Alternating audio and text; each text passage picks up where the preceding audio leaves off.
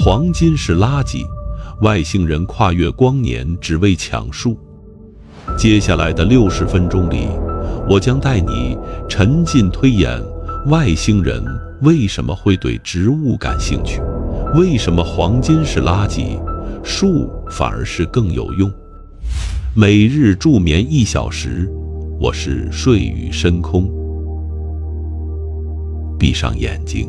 现在请你试着清空大脑里所有关于人类社会的常识。假设你是某个已经掌握了星际跳跃技术的高级文明的观测者，你们的母舰刚刚撕裂了时空曲率，犹如一个幽灵般静悄悄地悬停在太阳系的边缘，奥尔特云的冰冷地带。你通过极高分辨率的观测仪器注视着这颗名为地球的蓝色像素点。你会看到什么？你会看到这颗星球上的一种直立行走的无毛猿猴正陷入一种极其荒谬的狂热之中。他们为了争夺一种源自序数为79、散发着黄色光泽的金属，也就是黄金，发动战争，屠戮同类，甚至建立起了一整套极其复杂的虚拟数字系统来锚定它的价值。看到这一幕，你作为高级文明的观测者，大概率会发出一声毫无波澜的冷笑，因为在你的数据库里，这种黄色金属的标签仅仅是2个字：垃圾。更准确地说，是毫无技术含量的建筑垃圾。这就好比你是一个掌握了底层源代码，能够随意重写现实世界的顶级黑客，你跨越了无数个服务器节点，黑进了一个极其偏远的低级游戏新手村。结果村里的 NPC 跑过来，神神秘秘的想要用他们珍藏的几块系统默认贴图的鹅卵石来贿赂你。这就是宇宙资源学带来的降维打击。为了让你彻底明白这种毛骨悚然的落差感，我们必须从宇宙最底层的物理逻辑开始拆解。很多人都有一个根深蒂固的错觉，外星人如果来到地球，一定是来掠夺我们的资源的。好莱坞电影里总是这么演，外星人开着巨大的飞船，抽干我们的海洋，挖空我们的矿脉。但现实的物理学定律远比好莱坞编剧的想象力要残酷和冷漠得多。让我们先来看看你们引以为傲的水。水是什么？2个氢原子，1个氧原子。氢是宇宙诞生之初，大爆炸发生后3分钟就存在的宇宙级基础代码，它占据了宇宙可见物质的75%以上。而氧是恒星内部核聚变最普通的副产物，在浩瀚的星海中，水分子简直就像是夏天傍晚垃圾桶周围的蚊子一样泛滥成灾。木星的卫星木卫2，那上面冰封的海洋所蕴含的水量，甚至比地球上所有海洋加起来还要多好几倍。哪怕是在太阳系边缘，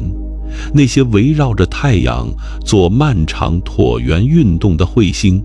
本质上也就是一个个巨大的脏雪球。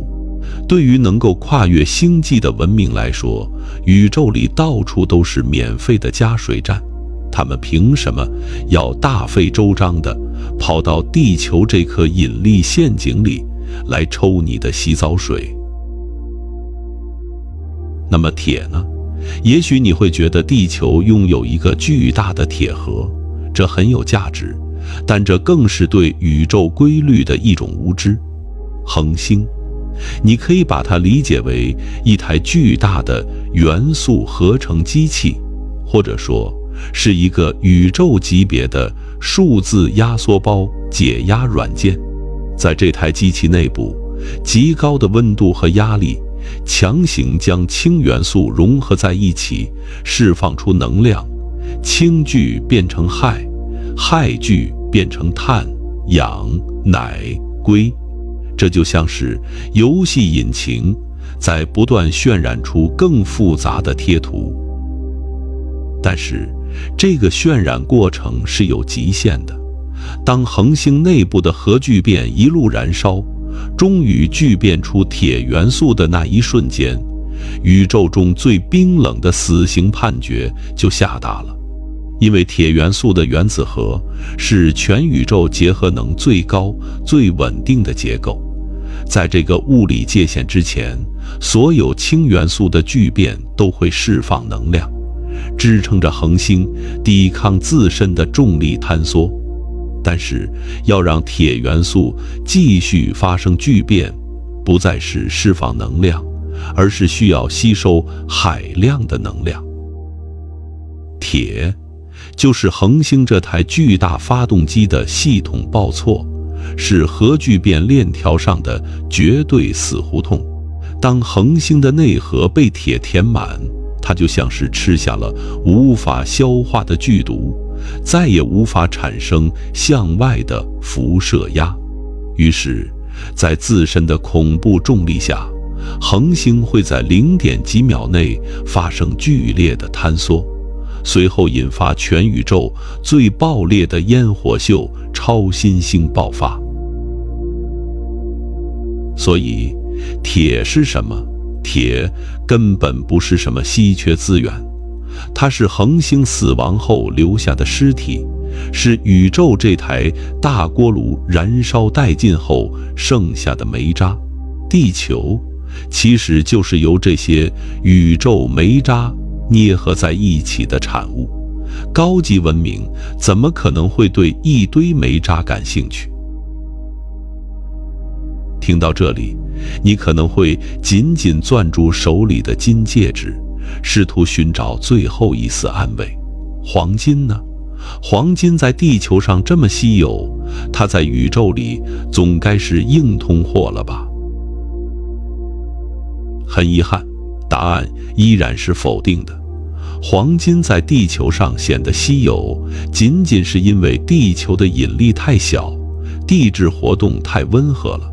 在高级文明的眼中，黄金的产生方式粗暴而廉价。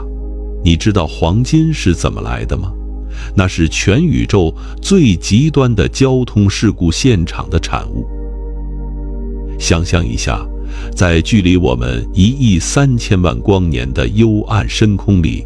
，2颗中子星正在跳着死亡的华尔兹。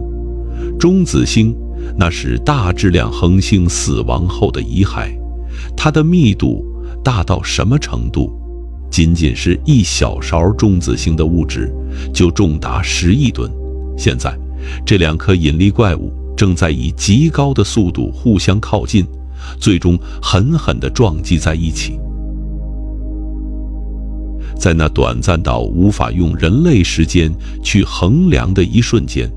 极端的高温和高压撕裂了物理法则的表象。中子星内部大量的自由中子就像暴雨一样砸向周围的原子核，这就是天体物理学中著名的快中子捕获过程。在这个过程中，原子核疯狂地吞噬中子，由于速度太快，中子甚至来不及发生衰变，就被强行揉捏成更重的元素。就在这一场车祸中，就在这0点几秒的瞬间，向宇宙深空喷射出的纯金物质，其总质量相当于几十个甚至上百个地球那么重。这就是黄金的真相，它不是什么神圣的财富象征，它仅仅是宇宙中两具恒星尸体发生惨烈碰撞后飞溅出来的无法被消化的物理碎屑。它是星际高速公路上的车祸玻璃渣。对于一个拥有能力进行星际航行，甚至能够直接从恒星中抽取能量的卡尔达舍夫2级或3级文明来说，如果他们想要黄金，完全可以自己捕获几颗小行星，或者直接在微观层面上重组原子排列。这种只要稍微调整一下中子数就能批量制造的重金属，在他们的系统底层逻辑里毫无交易价值，只能用来做防辐射的建筑废料。那么，真正令人毛骨悚然的问题来了：如果这些跨越光年、是时空距离如无物的高级存在，它们既不需要水，也不需要铁，更是黄金如粪土。它们耗费了即使是把整个太阳系烧干也凑不齐的恐怖能量，穿越了充满了致命辐射和虚无的黑暗深渊，最终把目光锁定在地球上。他们究竟在图什么？要回答这个问题，我们必须彻底抛弃用物质来衡量价值的原始思维。在星际的尺度上，一切物质的形态都是可以转化的，唯一不可逆转的，也是全宇宙所有文明都必须共同面对的终极绝望，是一个叫做熵的物理量。这才是真正的高维视角，这才是宇宙最残酷的真相。让我们把视角切入到量子力学和热力学的领域。19世纪，人类发现了热力学第2定律，在孤立系统中，熵总是增加的。这句话听起来很抽象，但如果我用程序员的语言给你翻译一下，它的意思是，宇宙这台巨大的超级计算机，它的底层代码，从大爆炸开始的那一刻，就带有一个无法修复的底层逻辑漏洞。所有的事物最终都将不可逆转地走向混乱、无序和衰败。热量会自动从高温流向低温，直到温度处处相等。精密的机器会磨损生锈，变成一堆废铁。恒星会耗尽所有的氢，最终变成冰冷的黑矮星。整个宇宙就像一个正在缓慢漏电的电池，无论你文明的技术有多么发达，无论你的舰队有多么庞大，你们都无法逃避这个终极的物理锁死。这就是宇宙的热寂结局，一切都将归于死寂的绝对热平衡，没有任何信息可以被传递，没有任何能量可以被提取。在这场注定走向灭亡的宇宙长跑中，所有的物质都是廉价的，因为它们最终都会变成一模一样的无序尘埃。对于高级文明来说，宇宙中最致命的焦虑不是缺少矿产，而是缺少能够抵抗这种无序趋势的服务器算力。直到1944年，一位名叫埃尔温·薛定谔的物理学家，也就是那个提出薛定谔的猫的男人，出版了一本不到100页的小册子，书名叫《生命是什么》。在这本书里，他没有用生物学的细胞和组织去解释生命，而是站在了物理学的最高点，抛出了一个犹如晴天霹雳般的定论：生命以负熵为食。这句话是什么意思？在热力学第2定律那冷酷无情的万物皆衰的铁律之下，生命是宇宙中唯一一个局部逆天而行的奇迹。想象一下你窗外的一棵树，或者哪怕是一片普通的叶子，这棵树在做什么？它在极其粗暴地对抗着宇宙的底层代码，太阳内部核聚变产生的狂暴、混乱、高伤的辐射光子，跨越1亿5000万公里的真空砸向地球。这本来是一种极度混乱的能量，但是当这些光子击中树叶的一瞬间，奇迹发生了。树叶内部的分子结构就像是一个精密度达到了量子级别的超级工厂，它吞噬了这些混乱的光子，并将它们转化为高度有序的化学键，转化为糖分，转化为纤维素，转化为极其复杂的生命结构。它把宇宙趋向于毁灭和混乱的正商，强行扭转成了代表着秩序和复杂的负商。在这个过程中，树木甚至不需要主动去掠夺什么，它仅仅是静静地立在那里，就把宇宙中最廉价、最无序的辐射转化为了全宇宙最稀缺、最硬核的通货高度有序的负商流。这就是高级文明眼中的真相。地球根本不是什么矿产丰富的宝库，地球在他们眼里是一座在无垠的宇宙荒漠中极其罕见，甚至可能是绝无仅有的负商制造工厂。而那些漫山遍野、随风摇曳的树木，根本不是我们眼里提供木材的植物，它们是天然的，经过了数十亿年进化迭代的，效率高到令硅基文明都感到胆寒的量子算法阵列。它们是这台破败不堪的宇宙服务器上唯一能够进行自我修复和代码重组的神级插件。相比之下，黄金、铁，那些只不过是连最基础的代码运算都不会执行的死物。现在你明白了吗？那些悬停在奥尔特云的幽灵舰队，他们不是来抢黄金的。对于一个已经被熵增定律折磨到几近疯狂的超级文明来说，一片能够持续产生负熵的森林，其价值足以让他们摧毁无数个星系。他们跨越光年，只为抢树。那么，既然树木是宇宙中最珍贵的负熵引擎，是高级文明梦寐以求的顶级服务器硬件，那我们在哪里？人类在这个宏大的星际资源掠夺战中，又扮演着什么样的角色？如果在星际文明的标价体系里，1吨纯金的价值甚至不如一片正在进行光合作用的银杏叶，那你觉得你这具身体里最值钱的器官是哪一个？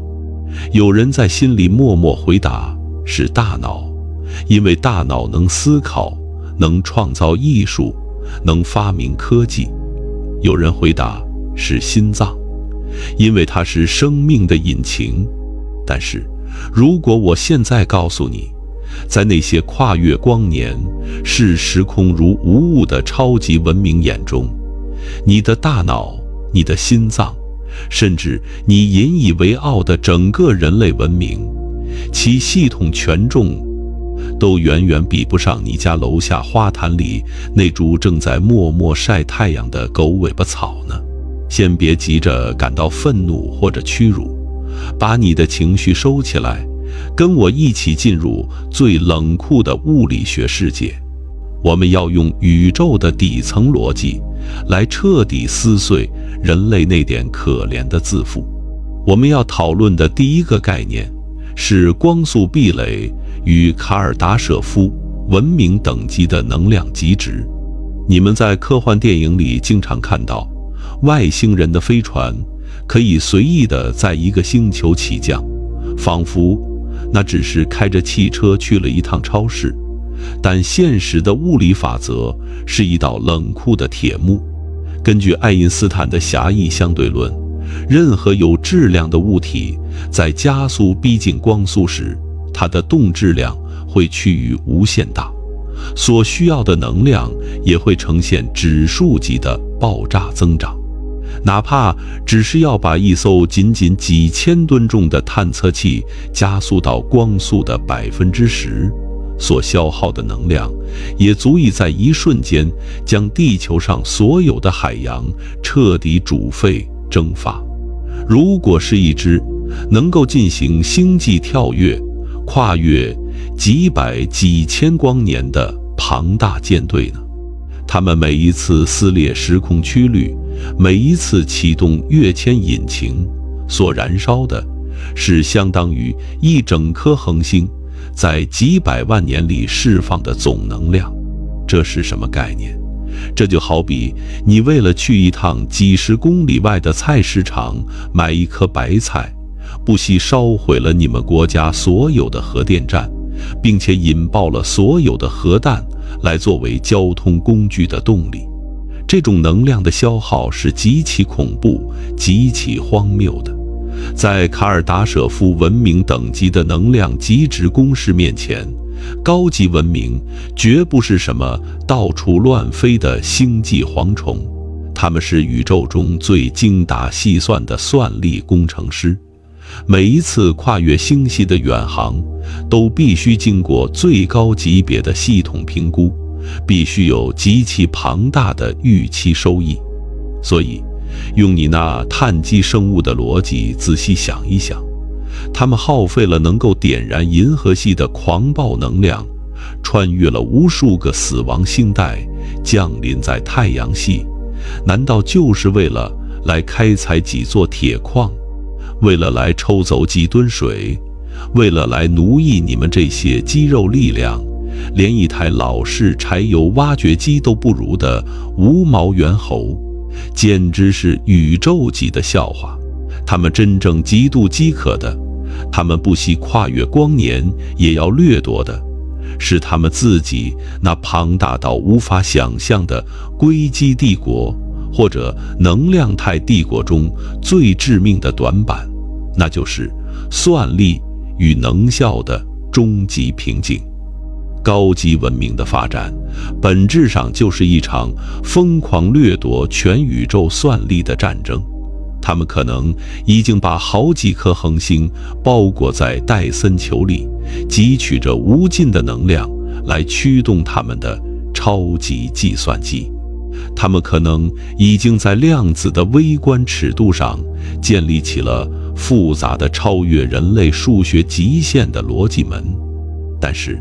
只要他们还在物理宇宙的框架内，他们就永远无法逃避一个犹如梦魇般的热力学诅咒。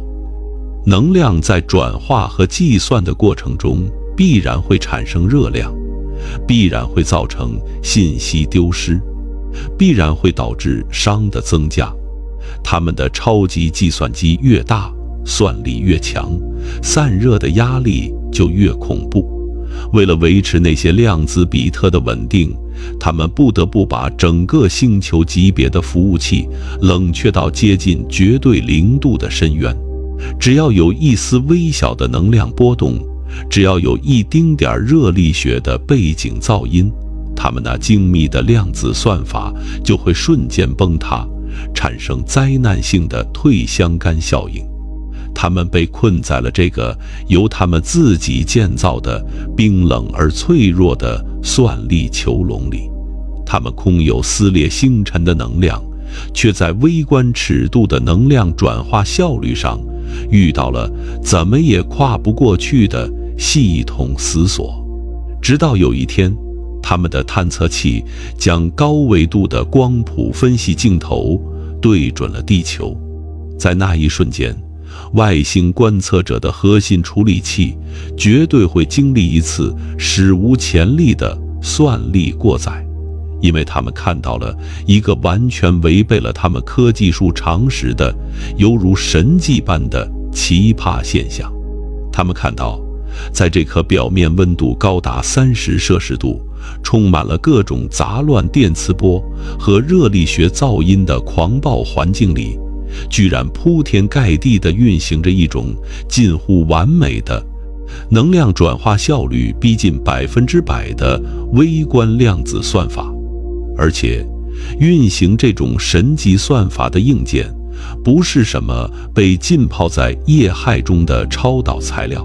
而是一堆随处可见的由碳氢氧氮组成的，甚至还在往外渗着汁液的绿色有机体。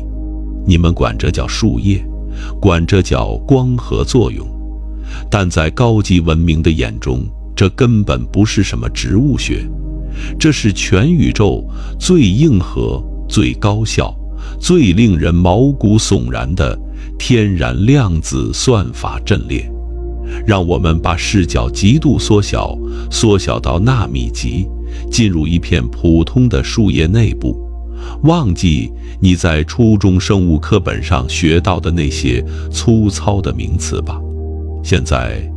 请把叶绿体想象成一个极其精密的微型太阳能量子接收站。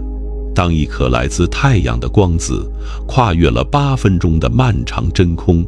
一头撞进叶绿体中的补光天线复合体时，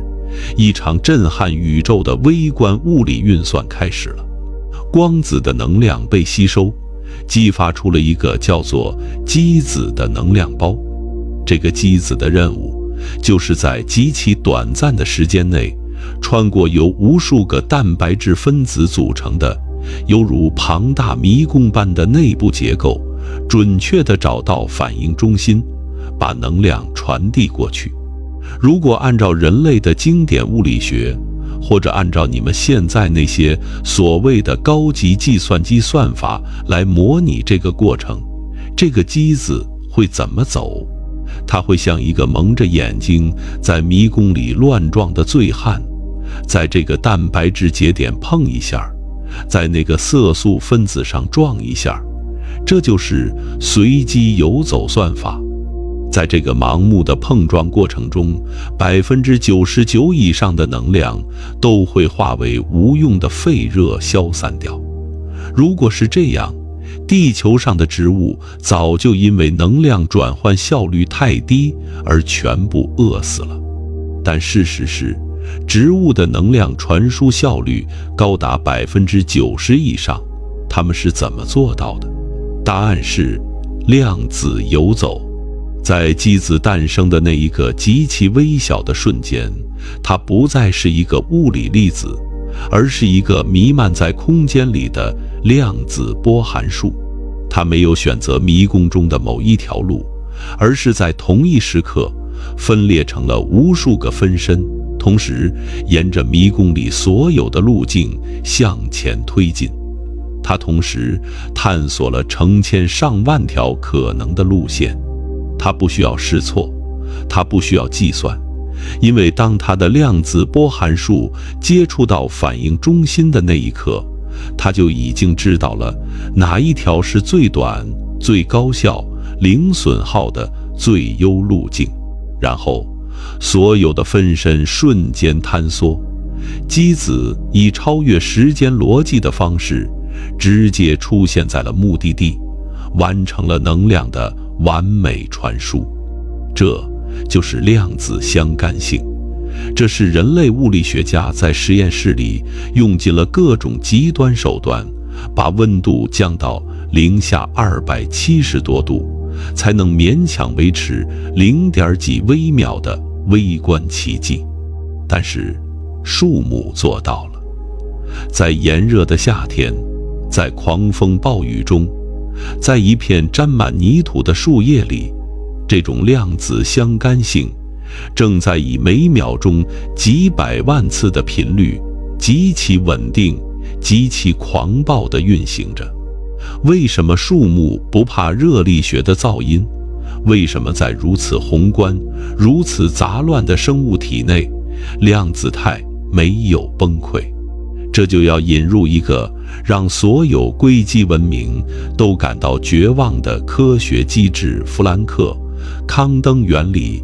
以及量子生物学中的系统级抗抖动机制。你们以为树叶内部的蛋白质只是一个死气沉沉的物理支架吗？大错特错。那些蛋白质分子的振动频率，那些分子的微小扭曲，根本不是热力学带来的干扰噪音，而是被进化这只无形的大手精心调校过的一套完美的系统级降噪算法。蛋白质分子的振动完美地契合了机子在传递过程中的能量差。当机子需要跨越能量鸿沟时，环境的振动恰好在那个微秒提供了一个微小的推力。当机子面临退相干的风险时，周围分子的排列组合恰好形成了一张无形的保护网，锁死了量子态的崩塌。这就像是一个超级黑客，不仅没有去消除系统里的病毒和乱码，反而利用这些乱码的运行规律，编写出了一套能够自动纠错、自动导航的终极外挂程序。环境的噪音反而成了维持量子相干性的动力。这在高级文明的系统架构师眼里，简直是彻底颠覆了计算理论的疯狂创意。他们花费了成千上万个恒星纪元，试图用冰冷死板的逻辑门去抵御热力学的混乱，结果却发现，在宇宙一个不起眼的角落里，一种原始的碳基生命居然直接与混乱共舞，将致命的噪音转化为了维持量子运算的永动机。这是何等的降维打击！在高级文明的眼中，地球根本不是一个拥有丰富矿产的原始星球，地球是一座悬浮在太空中的极其庞大、近乎无限扩展的生物态量子云计算中心。地球上的每一片森林都是一个巨型的服务器机群，每一棵树都是一台高配版的量子处理器，每一片叶子都在执行着他们倾尽全文明之力也无法用代码完美复现的神级算法插件。这种插件直接从恒星的废光中提取能量，不仅不需要外界提供任何冷却设备，甚至还能源源不断地向外输出高度有序的负熵流。这就是为什么他们要跨越光年来抢树。对于陷入了算力瓶颈和热力学死锁的高级文明来说，地球上的植物就是宇宙为他们准备的可以即插即用的终极硬件升级包。只要把这套植物服务器的底层逻辑接入他们的母体系统，或者直接将整个地球的生物圈打包带走，他们的文明就可以瞬间突破能量转换的壁垒，实现算力的指数级飞跃。既然植物是外星收割者眼中完美无瑕的量子算法阵列，是他们跨越星河也要掠夺的终极系统硬件，那么在这个被精心设计的行星级机房里，人类究竟算是个什么东西？为了回答这个问题，我们需要引入生态学中一个让人极度绝望的物理铁律——林德曼效应，也就是著名的生态系统能量流动1/10定律。我们总是傲慢地认为人类站在食物链的顶端，是地球的万物之灵，但在一个跨越了卡尔达舍夫2级文明的星际架构师眼里，你们所谓的食物链顶端根本不是什么荣耀的王座，而是全宇宙最愚蠢、最臃肿、最不可救药的系统垃圾堆积层。让我们用程序员的视角来重新审视一下地球这个巨大服务器的数据流向。太阳是这个系统的主电源，它把海量的光子带宽倾泻在地球上。正如我们上一章所说，处于系统底层的植物，也就是生产者，利用堪称神迹的量子相干性，以极高的效率截获了这些光子，把混乱的辐射变成了高度有序的负熵流，也就是生物化学能。这是一次近乎完美的原始数据包抓取和编译。但是，当这些完美的数据包开始在你们所谓的食物链中向上传递时，灾难发生了。当一只食草动物，比如一头牛，吃掉这些植物时，根据林德曼效应，植物体内那经过精密量子运算得来的能量，有90%会在牛的咀嚼、消化、呼吸和到处乱跑的过程中，转化为毫无用处的废热，消散在空气中。只有区区10%的能量被转化为了牛身上的肉。在系统日志里，这就意味着数据在经过第一个中继节点时，遭遇了90%的灾难性丢包率。接着，更荒谬的事情来了。作为一个处于食物链更高层级的杂食或肉食动物，人类吃掉了这头牛，同样残酷的物理法则再次生效。牛体内仅存的那点能量，在你大快朵颐，在你的胃酸翻滚，在你为了工作和生活焦虑，在你因为失恋而流泪的每一个瞬间，再次被消耗掉了90%。最终，只有可怜的1%，甚至1/1000的原始太阳能，被转化为了维持你这具碳基肉体运转的物理基础。现在，请你带入那个悬停在奥尔特云的外星观测者的视角，你看着这群自称为人类的生物，他们消耗了庞大的令人发指的系统资源，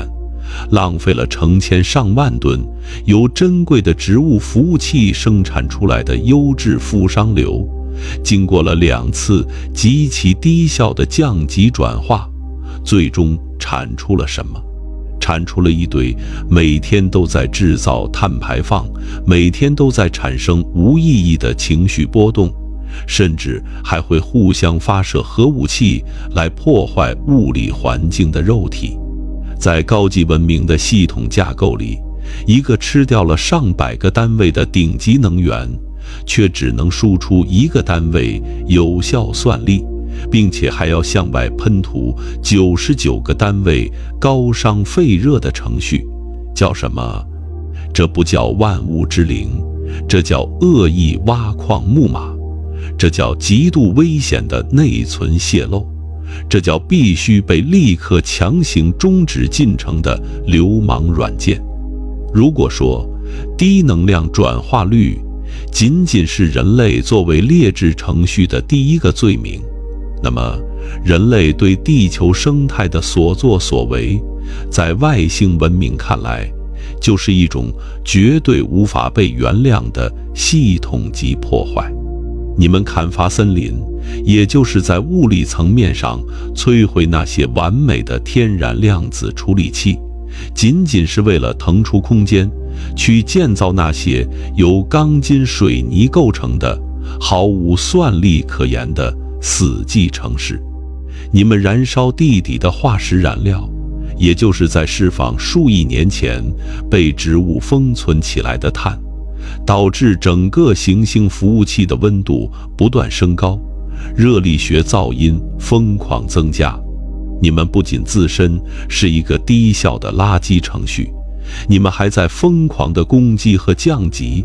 这个星球上唯一有价值的硬件设施。面对这种系统级别的灾难，那个掌控着绝对力量的高位观测者会怎么做？好莱坞科幻电影会告诉你，外星人会派出一艘艘长达几公里的巨型战舰，用耀眼的激光炮轰炸你们的城市，或者释放出长相狰狞的外星怪兽，在街道上撕咬人类。但那太低效了，也太野蛮了。对于一个能够跨越光年，将算力压榨到极限的文明来说，用物理爆炸来消灭低级生物，是一种极度浪费能源的违规操作。爆炸会产生巨大的不可逆热量，会破坏地球这台精密服务器的整体热力学平衡。他们不需要战争，他们只需要执行一次冷酷无情的系统清理程序，我称之为人类的物理剥离。这里我们要引入碳循环智能守恒方程。在宇宙的终极账本上，物质是不会凭空消失的，它只是改变了存在的形态。既然外星文明的最终目的是为了接管和培育那些珍贵的植物服务器，那么人类这几十亿具充满了水分和有机物的躯体，在被强行卸载之后，应该如何处理才能实现利益的最大化？答案令人毛骨悚然。他们不会把你烧成灰烬，也不会把你扔进太空。他们会进行一场极其精准的分子级解构，把你还原为地球生态系统最基础的系统补丁化肥。让我们在脑海中推演一下那场终极清理降临时的画面。那可能是一个阳光明媚的下午，你正坐在高字楼的办公室里，喝着咖啡，盯着电脑屏幕上的股市 K 线图，为了几个虚拟数字的跳动而心跳加速。突然，没有任何警报声，天空也没有出现庞大的飞船，只是在某一个瞬间，地球的大气层中被注入了一种特定频率的微观引力波，或者是一种针对特定碳基分子键的解耦场。这个力场不会破坏任何一棵树，也不会伤害任何一株草，它就像一个极其精准的手术刀，只针对那些能量转化效率低于1%的复杂动物蛋白系统。你的身体开始发生奇妙的变化，这是一种没有任何痛苦、没有任何流血的物理剥离。你感到一种前所未有的轻盈，因为你体内用来维持肌肉张力的化学键正在以光速断裂。你试图惊呼，但你的声带已经无法震动，因为构成声带的碳原子和氮原子正在失去彼此的电磁束缚。你低头看向自己的双手，你看到的不再是皮肤和血管，而是一层正在迅速气化的如同晨雾般消散的分子云。你一生中引以为傲的所有东西，你的学历，你的银行存款，你复杂的恋爱关系，你的嫉妒，你的梦想，那些储存在你大脑神经元突触里的微弱电信号，在这一刻都被冰冷的物理法则彻底格式化，化为了宇宙背景辐射中微不足道的一丝涟漪。而你这具重达70公斤的身体，在不到3秒钟的时间里完成了终极的生物学异化。你体内那65%的氧和10%的氢被瞬间重新组合，化作了一阵极其纯净的水蒸气，融入了办公室空调吹出的微风中。你那18%的碳元素被精准地剥离出来，变成了最细微的碳粉，随风飘散。最关键的是，你体内那3%的氮和1%的磷。这些在宇宙中相对稀缺，却对植物生长至关重要的元素，被外星清理程序巧妙地打包，转化为了极易被植物根系吸收的高阶硝酸盐和磷酸盐微粒。不到1分钟，整栋写字楼、整座城市，甚至整个地球上的80亿人类，以及所有的飞禽走兽，都在这场悄无声息的系统优化中消失了。没有尸体，没有废墟，没有好莱坞式的末日哀嚎。原本拥挤的街道上，只剩下了一层薄薄的、富含极高营养价值的氮磷钾混合粉末，犹如一层诡异的初雪，静静地覆盖在柏油马路上。接着，一场由外星气象工程系统操控的温和细雨降临了。雨水溶解了这些粉末，带着全人类被物理剥离后的全部精华，顺着城市的下水道，顺着泥土的缝隙，缓缓地渗入地下，最终无比精准地流向了深山老林，流向了那些参天大树的根系。地球这座宇宙级别的天然量子云计算中心，终于清除了所有导致系统卡顿的流氓软件，完成了彻底的内存释放。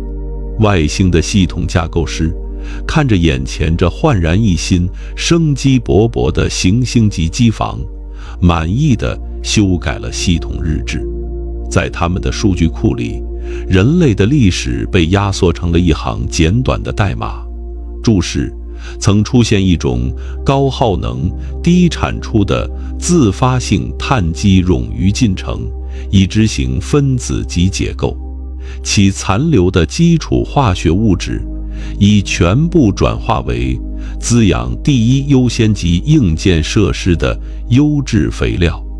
系统运行状态恢复完美。这就是现实的冰冷逻辑。在宏大的宇宙尺度下，没有道德，没有善恶，只有算力的分配和能量的守恒。你不是地球的主人，你只是一个在进化过程中偶然产生的极其低效的移动营养包。你存在的全部物理意义，就是在死亡的那一刻，把从大自然借来的元素，以最高效的方式还给那些真正被宇宙偏爱的植物。我们只是培育植物服务器的劣质化肥。这个结论残酷得让人窒息，它毫不留情地击碎了人类几千年来建立起的所有哲学尊严。但是，如果你拥有足够清晰的逻辑思考能力，你此刻的大脑里一定会浮现出一个更加令人毛骨悚然，甚至能够彻底颠覆你对时间认知的巨大悖论。既然我们人类是一个如此明显、如此碍眼的系统级木马，既然清理我们只需要一次简单的频率广播，既然外星文明跨越光年只是为了收割这里的植物，那么请你告诉我，为什么他们没有在1万年前，当人类刚刚学会钻木取火，刚刚开始破坏这台服务器的时候，就按下那个清理按钮？为什么他们要眼睁睁地看着我们经历农业革命、工业革命，看着我们砍伐掉地球上1半的森林，看着我们造出原子弹，甚至看着我们把探测器发射到太阳系边缘？难道他们一直在沉睡吗？还是说，这群冷酷的星际架构师一直在黑暗的深空里耐心地、静静地等待着什么？1950年的某一天，著名物理学家恩里科·费米在和同事吃午餐时，随口问了一句话：他们都在哪儿呢？这就是著名的费米悖论。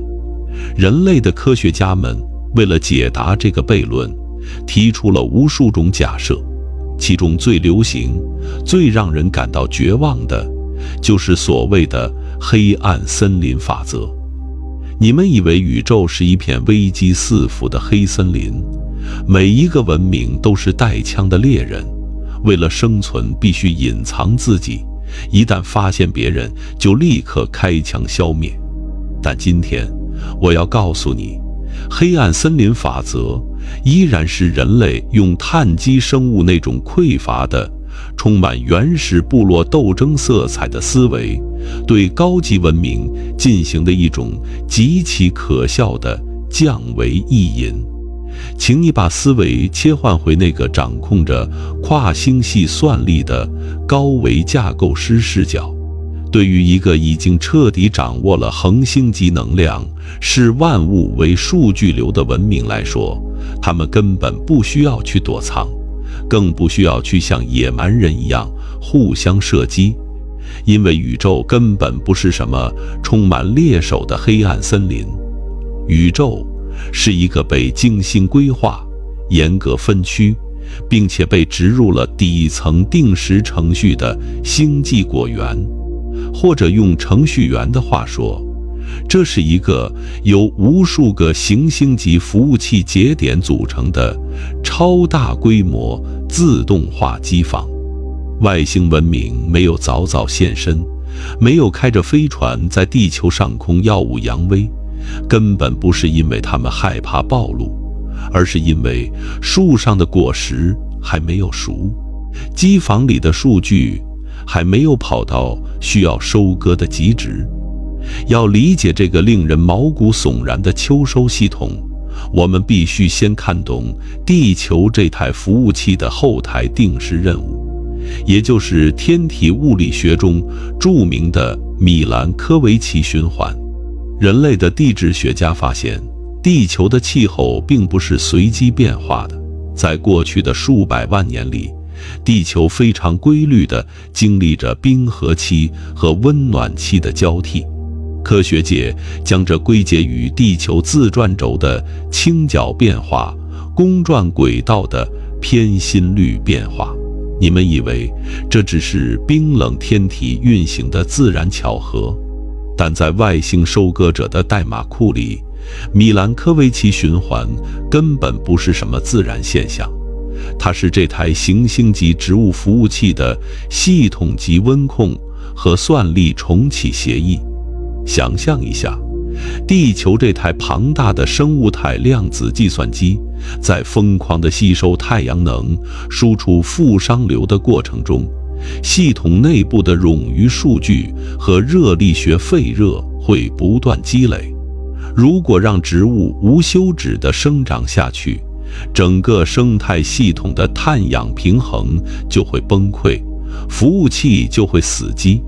所以，高级文明在地球的轨道参数中写死了一段不可更改的宏大代码。每隔几万年到10万年，地球的轨道就会轻微改变，导致接收到的太阳光子大幅减少。这就是冰河期的降临，冰雪覆盖大地，大量的植物死亡，被深埋入地下。这叫什么？在人类看来这是灾难，但在系统日志里，这叫冷备份。这叫把那些已经运算完毕、高度有序的负熵数据压缩包，也就是远古森林的尸体，变成煤炭和石油，安全地储存在地壳这块巨大的物理硬盘里。而那些更大规模的地质大灭绝，比如导致恐龙消失的白垩纪末期大灭绝，比如二叠纪末期抹除了地球上90%物种的大灭绝，你真的以为那仅仅是陨石撞击或者超级火山爆发那么简单吗？在秋收系统的逻辑里，那是一次次定期的、彻底的服务器带宽重启和物理级杀毒。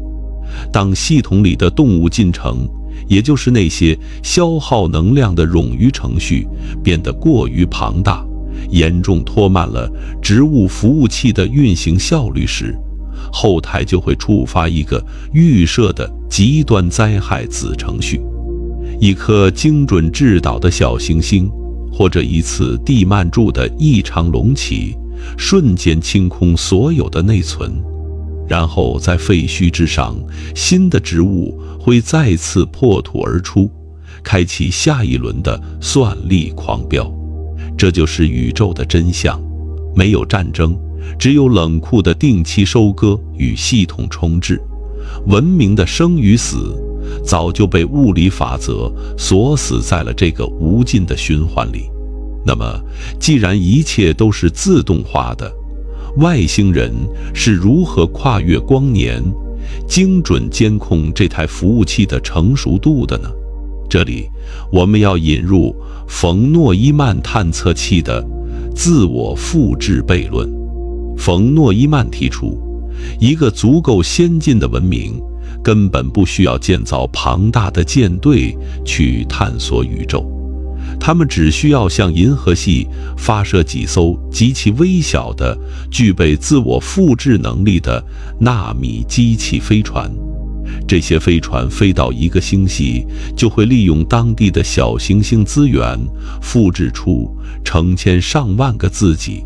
然后再飞向下一个星系。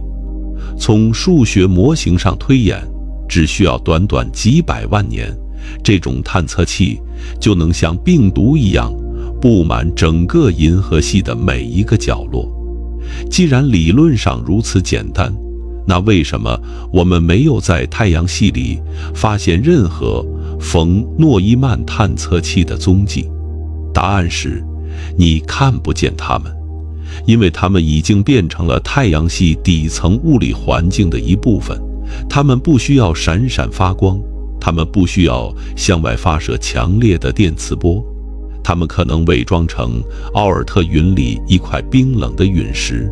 可能伪装成木星环里的一粒尘埃，甚至它们可能就是潜伏在地球高层大气中的某种微观智能粒子。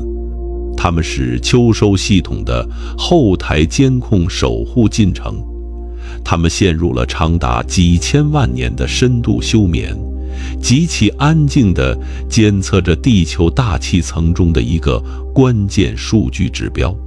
只要这个指标没有达到阈值，它们就永远不会醒来。外星的收割舰队也永远不会投送目光。而这个致命的数据指标叫做大气碳浓度。现在，我们终于要触及人类历史上最荒谬、最讽刺，也最毛骨悚然的那个心理悬崖了。在过去的200年里，人类文明迎来了一场被我们称之为奇迹的爆炸式发展。我们发明了蒸汽机，发明了内燃机，我们进入了工业革命。我们自豪地宣称，我们征服了自然，我们成为了地球的主宰。但你仔细看看，我们所谓的工业革命，本质上到底干了一件什么事？我们疯狂地挖开了地壳这块物理硬盘，我们把过去几亿年里这台行星服务器经过无数次冰河期冷备份留下来的终极负熵压缩包，也就是那些黑漆漆的煤炭和粘稠的石油，全部挖了出来。然后我们点燃了它们。我们在极短的时间内，用最粗暴的燃烧方式，将几亿年积累的碳元素统统释放回了大气中。人类以为自己是在获取能源，但在那个潜伏在太阳系边缘的冯诺依曼监控程序的眼里，人类的这种行为简直是全宇宙最尽职尽责、最完美的自动施肥机。你知道碳酸气体对植物意味着什么吗？那是植物服务器进行量子光合作用运算的最核心原料。通过工业革命，人类以一种完全超出自然演化规律的恐怖速度，强行拉升了地球环境的碳浓度。我们亲手制造了一个超级温室，这在秋收系统的底层代码里意味着什么？这就意味着，地球这台极其珍贵的生物量子服务器，被人类的工业行为强行切入了一键超频模式。全球变暖不是人类的末日，它是植物服务器迎来算力极值的狂欢。在高浓度的二氧化碳下，哪怕人类把城市建得再密集，那些藤蔓和树木也会以惊人的速度在肉眼看不见的地方疯狂增殖。它们内部的量子相干性正在以前所未有的高负荷狂暴运转，产生出宇宙中最为浓郁、最为极品的负熵流。这就是为什么他们没有在10000年前消灭我们，因为10000年前的人类只是一群对服务器毫无影响的微小乱码。而现在，我们亲手触发了那个阈值。当我们看着高耸入云的烟囱喷出浓烈的黑烟，当我们看着满大街的汽车排放出尾气，我们以为那是文明繁荣的象征。但在外星收割者的监控面板上，那根本不是什么工业文明的废气，那是地球这颗果实散发出来的熟透了的甜美香气。人类用短短200年的工业化进程，完美地履行了作为催熟化肥和系统超频脚本的终极使命。我们帮高级文明省去了几千万年的漫长等待，把这匹极其珍贵的植物量子阵列推向了最完美的收割状态。大气碳浓度突破红线，冯诺依曼探测器结束休眠，系统日志自动更新，检测到0号行星服务器碳循环极值异常，负熵流产出效率达到系统峰值，催熟冗余进程，人类已完成其物理使命，成熟警报已触发。坐标：猎户座悬臂边缘，太阳系第3行星。目标：行星级植物量子服务器群，秋收系统正式启动。你听见了吗？那不是风声，那是你亲手按下的引狼入室的门铃声。在距离我们无法观测的曲率泡深处，那只为了收割算力而跨越星河的幽灵舰队已经收到了成熟的信号，正在向着这颗蓝色的果园做着最后的跃迁准备。而我们还在为了明天早上的通勤，为了下个月的房贷，在城市的钢铁丛林里疲于奔命。深呼吸，既然毁灭已经锁死在物理规律的倒计时里，既然人类的终局只是这场宏大星际收割中微不足道的养料，那么我们在宇宙中存在的意义究竟还剩下什么？让我们把视角从那支冰冷的幽灵舰队身上移开，从那些被视为神级硬件的植物量子阵列上移开，把目光重新投向你自己，投向你那颗被包裹在头骨之中，重约1.4千克，正在疯狂消耗着葡萄糖和氧气的大脑。我要为你完成最后一次，也是这整个宇宙推演中最壮丽的一次逻辑反转。我们将把这个看似令人窒息的化肥囚笼反转为碳基生物能够夺取的最高尊严。让我们先来思考一个问题：那些被高级文明视若珍宝，不惜跨越光年也要来抢夺的树木，他们真的幸运吗？是，他们拥有近乎完美的量子游走算法，他们的能量转化率逼近100%，它们将被外星收割者小心翼翼地连根拔起，接入那宏大无边的星际网络中。只要宇宙的热季还没有到来，只要恒星的光芒还没有彻底熄灭，这些植物服务器就能在高级文明的庇护下获得某种意义上的永生。但是代价是什么？代价是绝对的盲目与无知。植物没有中枢神经系统，它们没有神经元突触间那种杂乱无章的电信号碰撞。当一颗光子砸中叶绿体时，植物不会感到温暖，也不会觉得刺眼，它只是机械的、极其本分地执行着量子坍缩的指令。它们是完美的有机逻辑门，但它们更是宇宙中最可悲的哲学僵尸。它们拥有了永恒的寿命和至高无上的系统优先级，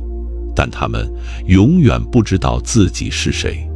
永远不知道头顶那片星空究竟有多么浩瀚，更不知道自己正在被一种高维度的力量奴役着。这就好比一段被编写的天衣无缝的代码，它在一台超级计算机里完美运行了100亿年，没有出过一次错，但它永远无法理解显示器外面的世界。永生如果没有意识作为锚点，那就是全宇宙最残酷的无期徒刑。现在让我们回过头来看看人类，看看我们这个被系统判定为高耗能、低产出的流氓软件，我们到底为什么会如此低效？我们在食物链中浪费掉的那99%的能量，到底去了哪里？答案就在你此刻正在飞速运转的大脑里。在物理学和生物学的交叉领域，有一个极其违背常规热力学常识的现象：人类的大脑只占我们体重的2%，但它却要消耗掉我们全身20%以上的能量。这就意味着你的大脑是一个极度贪婪的能量黑洞，是一个疯狂制造高熵废热的违规引擎。如果我们仅仅是为了生存，仅仅是为了像一棵树那样繁衍和新陈代谢，我们根本不需要如此庞大、如此复杂的神经网络。进化这只无形的大手，或者说这个星际机房的底层代码，在某一个极其微小的瞬间，出现了极其严重的逻辑溢出。它意外地把大量的能量导向了一个毫无生存必要的功能——自我意识。我们消耗了成千上万吨的优质负熵流，我们把本该用来强壮肌肉、用来像植物那样完美生存的能量全部拿去浪费了。我们浪费能量去思考明天，我们浪费能量去悲伤、去嫉妒、去爱，我们浪费能量去仰望星空，去计算星星的距离，去用天文望远镜窥探那些我们永远也无法到达的深空。我们甚至在这里浪费能量去推演我们自己如何被外星人变成化肥。在冷酷的星际架构师眼里，这是不可原谅的系统资源浪费，但在存在的尺度上，这叫什么？